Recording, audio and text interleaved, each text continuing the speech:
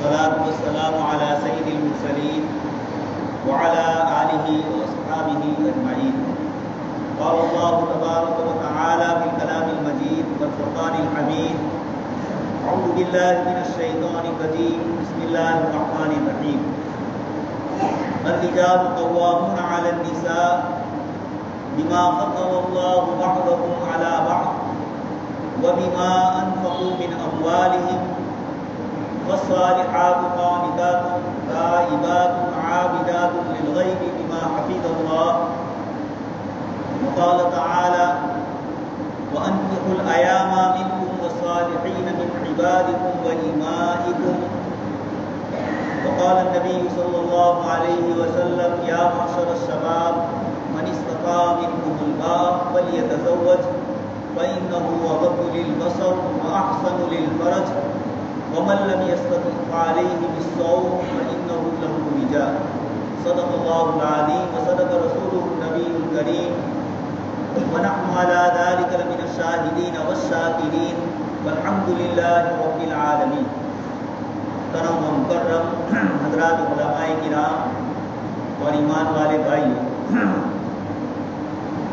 اللہ تبارک و تعالیٰ نے ہمیں جو دین عطا فرمایا، جناب نبی اکرم صلی اللہ علیہ وسلم کے ذریعے اللہ پاک کا یہ جو آخری دین اور آخری شریعت اللہ پاک کی طرف سے قیامت تک کی انسانیت کو دیا گیا، یہ پیغام انسانوں کے لیے دستور حیات.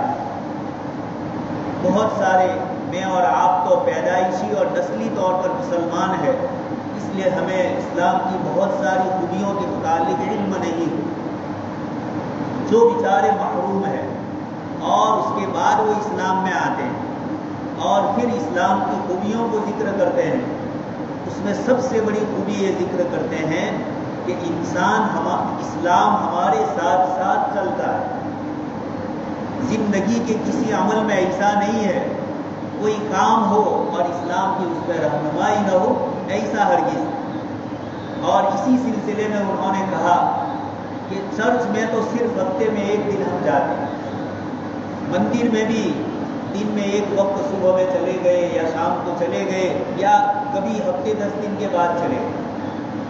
اس کے مقابلے میں اسلام ہمیں زندگی کے ہر مسئلے کے وقت ہماری رہنمائی کرتا ہے. یہ ایک ایسا دستور العمل ہے کہ جس میں ہمیں اپنی زندگی کے ہر مسئلے کا حل ملتا ہے.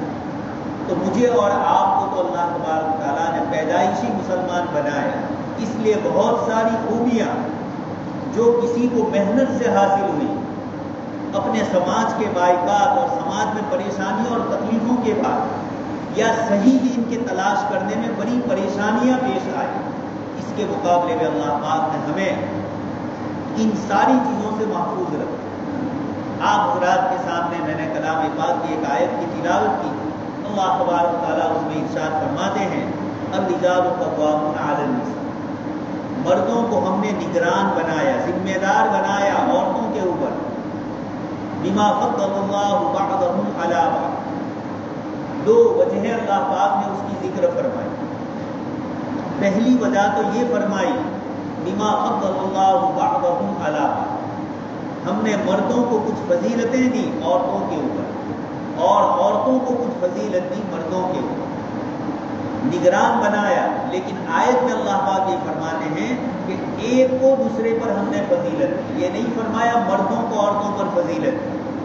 جملہ جو استعمال فرمایا قرآن کریم نے بما فضل اللہ بعضهم علی بعض، ایک کو دوسرے پر فضیلت. کچھ صفات مردوں میں ہے جو عورتوں میں نہیں ہے اور کچھ صفات عورتوں میں ہے جو مردوں میں نہیں. للرجال نصیب مما اکتسبوا وللنساء نصیب مما اکتسبوا ولا تتمنوا ما فضل اللہ به بعضکم علی بعض للرجال نصیب مما اکتسبوا. اس آیت نے گزشتہ 200-300 سال سے یوروپ اور امریکہ میں جو ایک محنت ہو رہی ہے کہ عورتوں کو ایسی آزادی دی جائے کہ جس میں وہ مردوں کے شانہ بشانہ مردوں کے ساتھ چلے، یہ قرآن کریم نے فرمایا کہ بات ایسی نہیں. کچھ خصوصیتیں مردوں میں ہیں جو عورتوں میں نہیں. رات دن دیکھ رہے ہو بچوں کی تربیت، بچوں کی پرورش بچوں کو رو رہا ہو تو اس کو کس طریقے سے روتے بند کرنا، یہ بھی مردوں کو نہیں آتا۔ اللہ پاک نے عورتوں کو یہ ساری صفات سے نوازا۔ تو دوسری چیز ہے عورتوں کے لیے روزی روزگار کمانا، گھر کا ذمہ دار بن کے بڑے اہم فیصلوں کے اندر اپنی رائے دینا اور صحیح طریقے سے فیصلہ کرنا، یہ صفات اللہ پاک نے مردوں میں عنایت ہے۔ یہ تو وہ چیز ہے جو اللہ پاک نے دی، اس لیے اس میں کوئی اپنی طرف سے کوئی دخل کسی انسان کا نہیں ہے۔ اللہ پاک نے یہ نظام بنایا ہے اور آج ہم اپنی آنکھوں سے ان چیزوں کا مشاہدہ کر رہے ہیں کہ مردوں کو کچھ بیماریاں ہوتی ہے، وہ بیماری عورتوں کو نہیں ہے۔ مردوں کے جسم کے اندر کچھ چیزیں ہیں، اللہ پاک نے عورتوں کے اندر دوسری چیزیں رکھی۔ سر سے لے کر پیر تک سائنس کی دنیا میں مرد اور عورت ان دونوں کا ایک الگ نظام، مرد کے ہارمونز کا مسئلہ الگ ہے، عورتوں کے ہارمونز کا مسئلہ الگ ہے۔ اسٹیم سیل میں بھی کتنی الگ الگ چیزیں مرد اور عورتوں کے درمیان رکھی ہے، سائنس نے ان سب چیزوں کو کھول کر رکھا ہے۔ مجھے آپ کو یہ کہنا ہے، اللہ پاک یہ فرماتے ہیں کہ مردوں کو عورتوں کی نقالی نہیں کرنی اور عورتوں کو مردوں کی نقالی نہیں کرنی، اس لیے کہ یہ صفات فطری اور نیچری ہے، اس کو کوئی انسان بدل نہیں سکتا۔ ایک تو یہ بات اس آیت میں اللہ پاک نے بتلائی، اس میں ایک لطیف اشارہ یہ کیا کہ مردوں کو جب قوام اور نگران اور ذمہ دار بنایا تو ذمہ داری کی جو صفات ہے وہ اللہ پاک نے مردوں میں رکھی۔ اس کے ساتھ دوسری چیز جو قرآن کریم نے ذکر فرمائی، جو انسان کے اختیار میں، بما فضل اللہ بعضهم علی بعض، اللہ پاک نے ایک کو دوسرے پر فضیلت دی، وَبِمَا أَنفَقُوا مِنْ أَمْوَالِهِمْ، اور مردوں کو نگران اور ذمہ دار اس لیے بنایا کہ بِمَا أَنفَقُوا مِنْ أَمْوَالِهِمْ، وہ اپنا مال عورتوں کے اوپر خرچ کرتے ہیں۔ دوست اور بزرگوں، یہ قرآن کریم نے میاں بیوی کے درمیان جو بیلنس ہونا چاہیے، مردوں اور عورتوں کے درمیان جو برابری ہونی چاہیے، اس آیت میں اللہ پاک نے ان دونوں چیزوں کے ذریعے ذکر کیا۔ اس میں یہ بتلایا کہ مرد عورت پر اپنا روپیہ پیسہ خرچ کرے، تو عورت کے دل میں یہ بات آتی ہے کہ میرا شوہر صبح سے لے کر شام تک محنت مزدوری کر کے اور کسی طرح کاروبار کر کے مجھے میری روزی روٹی، میرے روٹی کپڑے اور مکان کا وہ انتظام کرے۔ جب شوہر محنت کر کے آتا ہے شام کو تو عورت استقبال کے لیے کھڑی ہوتی ہے، اس کو خوشی ہوتی ہے کہ میرے گھر میں میرا شوہر صحیح سلامت واپس آیا، یہ کچھ کما کر آیا، اس کا احسان ہے، یہ کما کر آتا ہے اور ہمیں روزی روزگار ملتا ہے، کھانے پینے کی اور ضروریات زندگی کی ہماری ساری خواہشات کی تکمیل۔ یہ اسلام نے اتنا صاف ستھرا سماج بتایا ہے۔ یوروپ میں گزشتہ 100 سال سے جو طلاقوں کی کثرت اور مرد اور عورت ایک دوسرے سے الگ ہے، وہاں کا سوشل لائف، وہاں کی سماجی زندگی بالکل ایک دوسرے سے الگ ہو چکی ہے۔ گاڑی پٹری پر سے نیچے اتر چکی ہے اور پورے یوروپ اور امریکہ کو اس کا اعتراف ہے کہ 1 مہینہ چرچ میں نکاح ہوتے ہیں اور 11 مہینے کورٹ کچہریوں کے چکر چلتے ہیں۔ دوست اور بزرگوں، اللہ تبارک تعالیٰ نے ہمیں یہ ایسا دین عطا فرمایا جس میں مرد اور عورت دونوں کی ذمہ داریاں بتائیں۔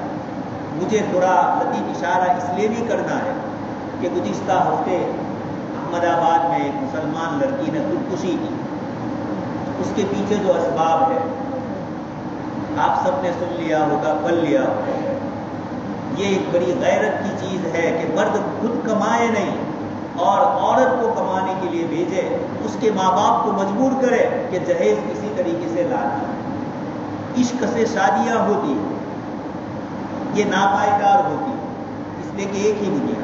اب جب لڑکی گھر پہ آ گئی تو اب مرد اس کا استحصال کرتا ہے، بلیک میلنگ کرتا ہے، سمجھتا ہے کہ اب کہاں جائے۔ ایک مرتبہ شادی کا اس کے ساتھ دھبا لگ گیا ہے، اب یہ ہمیں چھوڑ کر کہاں جائے۔ اس کے بعد اس کو کسی نہ کسی طریقے سے پریشان کیا۔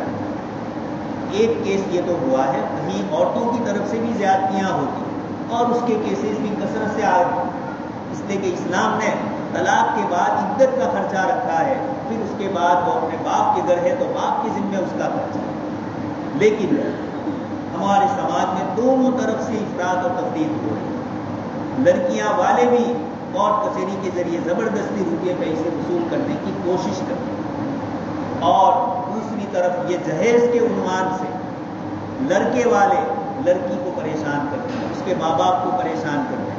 آنے والی جو نئی نسل ہے یہ اپنے ماں اور باپ کے ان جھگڑوں کے اندر بڑی ہوتی ہے، تو اس کو دینی تعلیم، دنیاوی تعلیم، زندگی کا چین سکون نہیں ہے۔ یہ پریشانیاں کیوں ہے؟ دوست اور بزرگوں، بچپن سے اپنے اولاد کو صحیح تعلیم نہیں دی گئی۔ اس کے نتیجے کے اندر آپ دیکھ رہے ہیں مسئلے اور مسائل نہ لڑکیوں کو معلوم ہے نہ لڑکوں کو معلوم ہے۔ اسکول اور کالج میں کوئی ڈگری حاصل کرنا ہے، انٹرویو دینا ہے، تو اس کے لیے کتنی تیاریاں کرتے ہیں، لیکن زندگی کا ایک اہم موڑ کہ جس میں مرد شادی کر کے اور عورت شادی کر کے ایک نئی زندگی لائے، اس میں لڑکی کو اپنے ذمے کیا حقوق ہے، لڑکی کی کیا ذمہ داریاں ہیں، اجنبی گھر میں وہ جا رہی ہے تو وہاں پر اس کے ذمے کیا کیا ہے۔ قرآن کریم نے اتنی تفصیل سے ان مسائل کو ذکر کیا ہے، حتیٰ کہ دودھ پلانے میں آپس میں جو مشورے ہیں، قرآن کریم تو اصول اور قانون کی کتاب، عبادات کے سلسلے میں صرف اشارے فرمائے، لیکن سماج اور معاملات، ویوہار، ان دونوں چیزوں میں قرآن کریم نے مسائل بہت کھول کر ہمارے سامنے بتلائے۔ یہ کیوں بتلائے؟ اللہ کا حق ہے، اللہ پاک معاف فرما دے، لیکن بندوں کے حقوق اور اس سے سماجی زندگی میں دوسرے کو جو پریشان کیا جاتا ہے، قرآن کریم عدل و انصاف کا پیکر ہے۔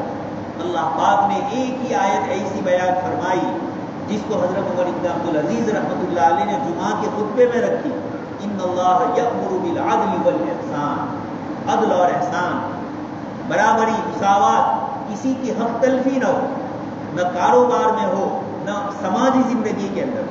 جناب نبی اکرم صلی اللہ علیہ وسلم کے سامنے ایک عورت اپنا واقعہ پیش کرتی ہے کہ اللہ کے نبی صلی اللہ علیہ وسلم، میرے شوہر کا جہاد میں انتقال، شہید ہوئے، اور اس کے بعد ان کا جو کھیت ہے، ان کی جو پراپرٹی ہے، اس پر شوہر کے بھائی نے قبضہ کر لیا، میرے اور میری بچیوں کے لیے کچھ نہیں چھوڑا۔ اللہ کے رسول صلی اللہ علیہ وسلم کے پاس یہ کیس آیا، اور اللہ تبارک و تعالیٰ نے قرآن کریم کی آیت نازل فرمائی، یوصیکم اللہ فی اولادکم للذکر مثل حظ الانثیین۔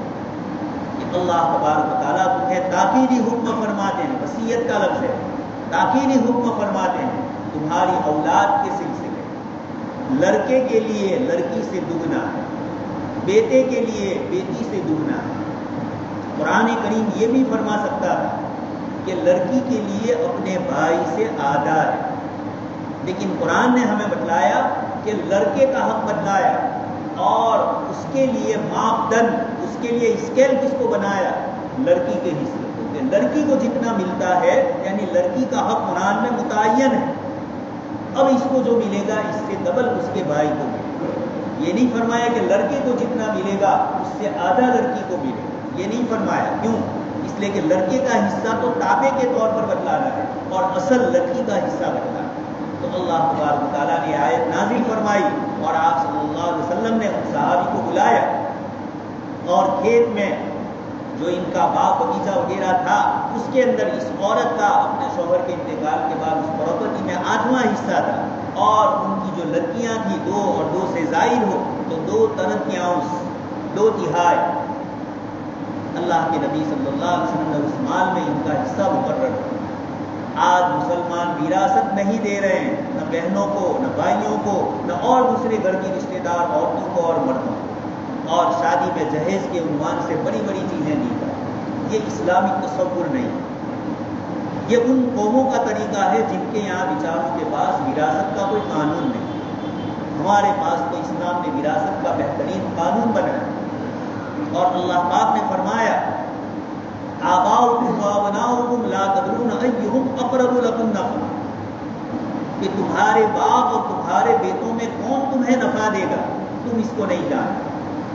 بہت سی مرتبہ ہوتا ہے جس بیٹے کے ساتھ ماں باپ نے بہت اچھا سلوک کیا ہو، بچپن سے جس کو زیادہ کھانے پینے اور دوسری چیزیں جس کے تقاضے پورے کیے ہو، شادی کے بعد مسئلہ بدل جاتا ہے، وہ ماں باپ کو نہیں پوچھتا، اور وہ بھائی جس کے ساتھ ہمیشہ کم درجے کا سلوک کیا گیا لیکن یہی اپنے ماں باپ کی خدمت کرتا ہے، ان کے حقوق کا خیال رکھتا ہے، ان کی بیماری اور ان کی عادت کے مسائل کے اندر توجہ دیتا ہے۔ قرآن نے یہ اشارہ فرمایا کہ یہ میراث، یہ وصیت کے جو حصے ہیں، یہ انسانی عقل اور انسانی سمجھ سے باہر ہے، یہ ما فوق الفطرت ہے، ما فوق العقل ہے، عقل سے اوپر وحی کا تعلق ہے۔ اس لیے ان چیزوں کو ذکر کر کے اللہ پاک نے فرمایا تلک حدود اللہ، یہ اللہ پاک کی حدود ہے، اس کا خیال رکھو۔ دوست اور بزرگوں، بہت سارے بھائی آتے ہیں ہمارے پاس اور یہ کہتے ہیں کہ مولانا کچھ پریشانی ہے، تکلیف ہے۔ اب ظاہر میں نماز، روزے، عبادتیں وغیرہ سب ادا کرتے ہیں لیکن بے چینیاں، پریشانیاں حل نہیں۔ میں نے ان سے کہا کہ دیکھو، شاید دوسرے کوئی مولانا صاحب آپ کو یہ سچی کڑوی بات کہنے سے بیچارے گھبرائے، لیکن میں آپ سے پوچھتا ہوں، آپ نے اپنے والد کے انتقال کے بعد آپ کے والد کی میراث صحیح طریقے سے تقسیم کی ہے؟ دوست اور وہ نہیں ہوتی۔ اب آپ کتنی ہی نمازیں پڑھیں، کتنی عبادتیں کریں، حدیث شریف میں فرمایا مطعمہ حرام ومشربہ حرام انا یستطاع۔ آدمی اپنا جسم اللہ کی راہ کے اندر لگا رہا ہے اور کپڑے میلے کچیلے ہیں اور بالکل تواضع اور مسکنت سے اللہ پاک سے مانگ رہا ہے، لیکن ان مسکینوں کی، ان بیواؤں کی، ان یتیموں کی، ان غریبوں کی بددعائیں لی ہے جن کا حق آپ نے ادا نہیں کیا۔ وہ بددعائیں ایک طرف جا رہی ہے اور حدیث شریف میں فرمایا کہ مظلوم کی دعا اور اس کی قبولیت کے درمیان کوئی رکاوٹ نہیں۔ اللہ پاک کی حکمتیں مصلحتیں ہوتی ہے۔ ہم لوگ بولتے ہیں اللہ کے یہاں دیر ہے اندھیر نہیں ہے، یہ بھی غلط ہے، دیر بھی نہیں ہے، وہاں مصلحتیں ہیں۔ ہم اپنے کیلکولیٹر سے، اپنے کیلنڈر سے کوئی چیز دیکھتے ہیں اور اللہ پاک کا کیلنڈر علیم و حکیم کا کیلنڈر، وہ لطیف و خبیر ہے، وہ جانتا ہے کہ کس کے ساتھ کون سا معاملہ کب کرنا چاہیے۔ اس لیے دوستوں اور بزرگوں، ہم نکاحوں کی مجلسیں بہت منعقد کرتے ہیں، بہت دین کی باتیں ہوتی ہیں، لیکن گھروں میں جا کر سماجی زندگی میں جب ہم چلتے ہیں تو سارے غیر مسلموں کے طریقے اللہ پاک کی رحمتیں پھر نہیں آتی۔ وَجَعَلَ بَيْنَكُمْ مَوَدَّةً وَرَحْمَةً، جو فرمایا قرآن نے کہ میاں بیوی کے درمیان مودت اور محبت ہوتی ہے، رحمت ہوتی ہے۔ یہ رحمت والی، چین و سکون امن والی زندگی تب ملے گی جب اللہ پاک کے احکام پر ہم عمل کریں۔ اس لیے یہ جہیز کے طریقوں کو چھوڑا جائے اور وراثت کو آباد کیا جائے، نکاح کو سستا کیا جائے اور زنا کاری کو مہنگا کیا جائے۔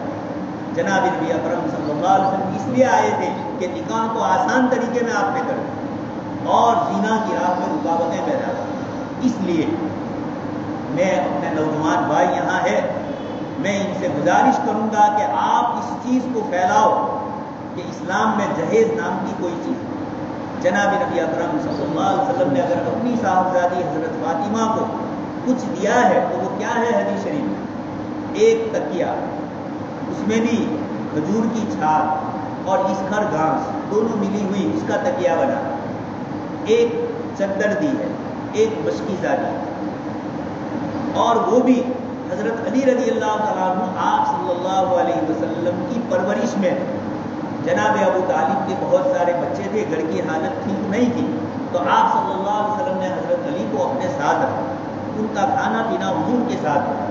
اب انہی کی شادی ہو رہی ہے، اب ہم سنت ادا کرنا چاہیں جہیز کی تو یہ 3 چیزیں دے دی۔ آپ اتنی چھوٹی چیز دے کر وراثت سے محروم کر، جو اللہ کا فریضہ ہے، وَمَن يَعْصِ اللَّهَ وَرَسُولَهُ وَيَتَعَدَّ حُدُودَهُ يُدْخِلْهُ نَارًا خَالِدًا فِيهَا۔ اسی صورت میں، اسی آیت میں اللہ پاک اخیر میں فرماتے ہیں جو اللہ کی حدود سے تجاوز کر کے نافرمانی کریں گے اللہ کی، اللہ پاک وہاں بھی دیں گے اور یہاں بھی زندگیوں میں چین و سکون نہیں آئے گا۔ اس لیے اسلام بالکل صاف اور صریح مذہب ہے، یہاں دوسرے مذہبوں کی طرح اور دوسرے سماج اور سوسائٹیوں کی طرح لپٹی لپٹی ہوئی باتیں نہیں ہوتی ہیں۔ قرآن بالکل صاف اور اسٹریٹ بات کرتا ہے۔ اس لیے دوستوں اور بزرگوں، یہ نکاح کے موقع پر ہم اسلام کے نکاح کے پیغام کو اللہ کے بندوں تک پہنچائے۔ یورپ کی عورتیں اسلام میں داخل ہو رہی، پوچھا گیا کہ کیوں؟ انہوں نے کہا کہ ہمیں دھوکے میں ڈالا، ہمیں یہ کہا گیا کہ اسلام میں عورتوں کو کوئی آزادی نہیں ہے، عورتوں کے کوئی حقوق نہیں، لیکن جب ہم نے قرآن پڑھا اللہ کے رسول صلی اللہ علیہ وسلم کی تعلیمات کو پڑھا تو ہمیں پتا چلا کہ تم لوگ ہمیں دھوکہ دے رہے، یوروپ والے، اسلام نے عورت پر کمانے کی کوئی ذمہ داری نہیں رکھی اور تم نے ہمیں گھروں سے نکالا، اسکول اور کالج میں بھیجا اور پھر اس کے بعد ملازمت کے لیے تم نے ہمیں آفسوں میں بھیجا اور وہاں ہماری کیا درگتی ہوگی، اور پھر اس کے بعد کھانے پینے کی ذمہ داری پکانے کی ہم پر ہی رہی۔